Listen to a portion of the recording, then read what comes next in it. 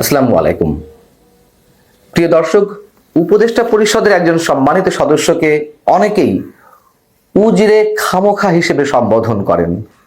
নিশ্চয় বুঝতে পারছেন কার কথা বলছি। Mahfuz Alam, master mind. কেন তাকে উজিরে খামোখা বলা হয়? তার কোনো বিশেষ মন্ত্রণালয় নেই। তিনি কি কাজ করেন? জনগণের লাখ লাখ টাকা তিনি বেতন ভাতা হিসেবে নিয়ে তিনি কি পরামর্শ দেন প্রধান উপদেষ্টাকে? এসব নানান ধরনের প্রশ্ন অবশ্যই মানুষের মাঝে উঠছে এবং মানুষের মধ্যে যথেষ্ট ক্ষোভ প্রকাশ পাচ্ছে। কিন্তু আমি মনে করি তার বিশেষ কাজ তো রয়েছেই। তিনি যে সুকৌশলে যে খেলাগুলো খেলে যাচ্ছেন বাংলাদেশকে উলট পালট করে দিতে, তাতে তাকে উজিরে খামোখা হিসেবে মন্তব্য করার কোনো কারণ নেই। তিনি নতুন একটি স্ট্যাটাস দিয়েছেন, যেটি নিয়ে যথেষ্ট আলোচনা সমালোচনা চলছে এবং অনেকে বলছেন তার সম্বিত ফিরে এসেছে। তিনি বাংলাদেশের মুক্তিযুদ্ধের পক্ষে অবস্থান নিয়েছেন। আমি বলবো তিনি নতুন ফোন দিয়ে আঁটছেন, তিনি নতুন কৌশলে আবির্ভূত হচ্ছেন।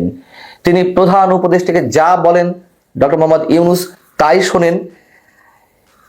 তিনি এতদিন দেখেছি যে মুক্তিযুদ্ধকে পাশ কাটিয়ে 47 আর 24কে বড় করে তুলে ধরার একটা প্রাণান্তকর চেষ্টা। হঠাৎ করে তিনি মুক্তিযুদ্ধের পক্ষে অবস্থান নিলেন, বড় বড় বয়ান দিলেন তার ফেসবুক স্ট্যাটাসে। তিনি কি বললেন সেখানে? তিনি বলছেন মুক্তিযুদ্ধের বিরুদ্ধে যারা যাবেন তারা সামনেও পরাজিত হতে বাধ্য। এতে আনন্দিত হওয়ার কিছু নেই। যদি কেউ, অনেকে মন্তব্য করছেন যে তার হুঁশ ফিরে এসেছে, তিনি বাস্তবতা উপলব্ধি করছেন। অবশ্যই বাস্তবতা উপলব্ধি করছেন। জামাতে যেমন এতদিনে মুক্তিযুদ্ধের পক্ষে অবস্থান না নিয়ে তারা বুঝতে পেরেছে তারা ভুল করছে, এই জন্য বিনিয়ে মুক্তিযুদ্ধের পক্ষে কথা বলেন জামাতের নেতারা। ঠিক এই মুহূর্তে সম্ভবত সেই হুঁশটুকুই এসেছে, ওইটুকুই যে কৌশল অবলম্বন করতে হবে। মুক্তিযুদ্ধের বিরুদ্ধে গিয়ে এদেশে রাজনীতি করা সম্ভব নয়, তবে তাকে বিশ্বাস করার কোনো কারণ নেই। তাকে মানে মাহফুজ আলম বা জামাতের নেতাদের মতন অনেককেই বিশ্বাস করার কিছু নেই। তিনি আসলে ফরম্যাট চেঞ্জ করেছেন। তিনি তার স্ট্যাটাসে বলেছেন যে 24-এর গণঅভ্যুত্থানে মুক্তিযুদ্ধের পরে ফ্যাসিস্ট মুজিববাদী প্রকল্পের বিরুদ্ধে অভ্যুত্থান, বাকশাল 2-এর বিরুদ্ধে অভ্যুত্থান, 24-এর গণঅভ্যুত্থানকে তিনি বুঝিয়েছেন। এর মধ্য দিয়ে তিনি মুক্তিযুদ্ধের ধারাবাহিকতা প্রকাশের মন্তব্য করার চেষ্টা করছেন। জামাত যেমন, যেটা বলছিলাম যে ঘুরিয়ে পেঁচিয়ে বলার চেষ্টা করে, মাহফুজ আলম যে কতটা ঘুরিয়ে পেঁচিয়ে বলার চেষ্টা করছেন তা তার স্ট্যাটাসের মধ্যেই প্রমাণিত। আরেকটু বললে খোলাসা হবে। বিষয়টা হচ্ছে যে তিনি তো অনেক বিপ্লবী শব্দ উচ্চারণ করছেন। ইনকলাব জিন্দাবাদ, কি সব বয়ান, বাংলাদেশকে টেনে হিচ্ছে লম্বা করে সমুদ্র হিমাচল পর্যন্ত বাংলাদেশের আয়তন ইত্যাদি ইত্যাদি। এত কঠিন শব্দ বোঝার ক্ষমতা আমাদের নেই, আমরা সাধারণ মানুষ। কিন্তু এত শব্দের মধ্যেও তিনি কখনো তার বক্তব্যে, বিবৃতিতে, স্ট্যাটাসে আল বাদর, আল শামস, রাজাকার, যুদ্ধ অপরাধ এসব শব্দ উচ্চারণ করেননি। তিনি তো এইসব বিশ্বাসী না। তিনি কেন উচ্চারণ করবেন এইসব শব্দ? এবং তার এই স্ট্যাটাসটি কখন এসেছে? যখন জামাতে ইসলামীর ছাত্র সংগঠন ইসলামী ছাত্র শিবিরের মুখপত্র ছাত্র সংবাদে তুমুল বিতর্কিত একটি লেখা প্রকাশিত হলো। আফগান মাহতাব না কি টাইপের একটি নাম, মুক্তিযুদ্ধকে প্রচন্ডভাবে কটাক্ষ করলো। যারা মুসলিম হয়েও মুক্তিযুদ্ধ গিয়েছিলেন, তারা ভুল করে গিয়েছিলেন, তাদেরকে অপরিণামদর্শী হিসেবে উল্লেখ করেছিলেন এবং তাদের জন্য ক্ষমা প্রার্থনা করেছেন ওই লেখার মধ্যে ওই লেখক। আল্লাহ তাদের ক্ষমা করুন। তার মানে তারা এতটা গর্হিত কাজ করেছেন, তারা অপরাধ করেছেন যে আল্লাহ যেন তাদের ক্ষমা করেন। যখন এটি নিয়ে চারিদিকে তুমুল সমালোচনা, তখন কিছুটা গিরগিটের মতন রং বদলালেন মাহফুজ আলম। তিনি বলছেন যে শেখ মুজিব ফ্যাসিস্ট হয়ে ওঠা নিয়ে আমরা বলবো উনি ফ্যাসিস্ট ছিলেন, কিন্তু বাংলাদেশ জন্মে অনেক জাতীয় নেতৃত্বের মতন ওনার অবদান অনস্বীকার্য। তাই আমরা 72-এর পূর্ব শেখ মুজিবুর রহমানকে প্রাপ্য গুরুত্ব দেব। প্রাপ্য গুরুত্ব দিতে গিয়ে তার ছবি আপনি একজন উপদেষ্টা হয়ে বঙ্গভবন থেকে সরিয়ে ফেলেন।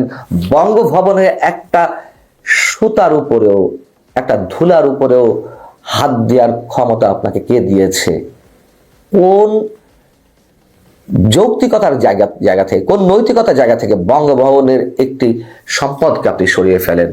আর বঙ্গবন্ধুকে প্রাপ্য মর্যাদা দিতে চেয়েছেন, এটি তার মর্যাদা। যাই হোক, এগুলো নিয়ে আগে কথা বলেছি। তিনি তার পরামর্শে নিশ্চয়ই 24-এর গণ অভ্যুত্থানের নিহতদেরকে বৈষম্য বিরোধী ছাত্র আন্দোলন বা জাতীয় নাগরিক কমিটির কর্তা ব্যক্তিরা যে দাবি তুললেন যে তাদেরকে 71-এর শহীদের মর্যাদা দিতে হবে, 24-এর আন্দোলনে যারা আহত হয়েছেন তাদেরকে 71-এর মুক্তিযোদ্ধাদের মতন সম্মান দিতে হবে সমপর্যায়ে, এবং 71-এ যারা আহত নিহত হয়েছেন তাদের দেখভালের জন্য বা সামাজিক নিরাপত্তা বা সুযোগ সুবিধা দেওয়ার জন্য মুক্তিযুদ্ধ বিষয়ক মন্ত্রণালয়ের অধীনেই আলাদা দপ্তর খোলা হলো। কোন সাহসে? আমি কি বিষয়টি বুঝাতে পারছি আপনাদেরকে ছোট ছোট করে কয়েকটা উদাহরণ দিয়ে? তার মানে এগুলো স্পষ্ট, তারা মুক্তিযুদ্ধকে স্বীকার করছে না। ধীরে, খুবই ধীরে, যদিও অনেকের কাছে খুব দ্রুত হয়ে যাচ্ছে, সেটাও ঠিক হতে পারে, যে মুক্তিযুদ্ধের ইতিহাসকে ম্লান করে দিয়ে খানিকটা স্বীকার খানিকটা অস্বীকার এর মধ্য দিয়ে 24-কে মুক্তিযুদ্ধের জায়গায় নিয়ে যাওয়া, 71-এর স্থানে রিপ্লেস করার। তারা তো এতদিন মুক্তিযুদ্ধ বা 71-কে পাশ কাটিয়ে 47 আর 24-এর বয়ান আমাদেরকে শুনিয়েছে অনেক বড় করে। এবং তার কথার মধ্যে দিয়ে আমি যেটি বললাম যে রিপ্লেস করার যে একটি সুকৌশল, সেটি মাহফুজ আলমের স্ট্যাটাসের মধ্যেই তিনি যে কোনোভাবে উল্লেখ করে ফেলেছেন, একবারে প্রমাণিত। আমি প্রমাণ দিয়ে দিচ্ছি। তিনি বলেছেন 24-এর গণ অভ্যুত্থান মুক্তিযুদ্ধের পরে ফ্যাসিস্ট মুজিববাদী প্রকল্পের বিরুদ্ধে অবস্থান, বাকশাল 2-এর বিরুদ্ধে অভ্যুত্থান, শেখ হাসিনা দ্বিতীয় বাকশাল কায়েম করেছিলেন, এবং মুক্তিযুদ্ধেরই ঐতিহাসিক ধারাবাহিকতা হলো 24। এই গণ অভ্যুত্থানে বরং শেখ পরিবার ও মুজিববাদী প্রকল্প থেকে মুক্তিযুদ্ধ রিক্লেমড হলো, অর্থাৎ পুনরুদ্ধার হলো। তার মানে কি বোঝানো যাচ্ছে যে কোথায় 24-কে নিয়ে যাওয়া হয়েছে, যে 24 এই অভ্যুত্থানের মধ্য দিয়ে 71-কে আমরা আবার টেনে এনেছি? আসলে তা নয়। তিনি পুনরুদ্ধার বলতে বোঝাচ্ছেন এটি কোন স্থাপন 71-এর জায়গা বা বিশেষভাবে স্থাপন করা হচ্ছে 24-কে। কি বুঝলেন? তিনি যে মুক্তিযুদ্ধের পক্ষে বড় কথা বলেছেন, যারা মুক্তিযুদ্ধকে স্বীকার করে না তারা বাংলাদেশের পক্ষে না, এগুলো সব কথার ফুলঝড়ি। তিনি কি পারবেন মেজর ডালিম বঙ্গবন্ধু আত্মস্বীকৃত খুনি যেভাবে প্রকাশ্যে মুক্তিযুদ্ধে আমাদের যে 2 লক্ষ মা বোন ধর্ষণের শিকার হয়েছেন তাদেরকে নিয়ে যে তুমুল বিতর্কিত মন্তব্য করলেন, সেটার বিরোধিতা করতে? তিনি কি বলবেন মুক্তিযুদ্ধের শহীদের সংখ্যা নিয়ে যে আবার নতুন করে বিতর্ক করা হলো বিশেষ পরিকল্পনা অংশ হিসেবে তার প্রতিবাদ করতে? মাহফুজ আলম কি জামাতের কোনো ভূমিকা নিয়ে প্রশ্ন তুলতে পারবেন 71-এর ক্ষেত্রে? হাসনাত আব্দুল্লাহ, যিনি এখন সবচেয়ে বড় নেতাদের 1-2 2-3 জনের বৈষম্য বিরোধী বা জাতীয় নাগরিক কমিটি, তিনি তো কয়েকদিন আগেই বলেছেন যে মুক্তিযুদ্ধের নাম ভাঙিয়ে শেখ হাসিনা আলেমদেরকে যুদ্ধ অপরাধের দায়ে ফাঁসিতে ঝুলিয়েছেন। এই যুদ্ধ অপরাধ সংক্রান্ত বিচার কতটুকু স্বচ্ছ হয়েছে, কতটুকু অস্বচ্ছ হয়েছে, সব কন্টেন্টে আমি মন্তব্য করতে চাই না।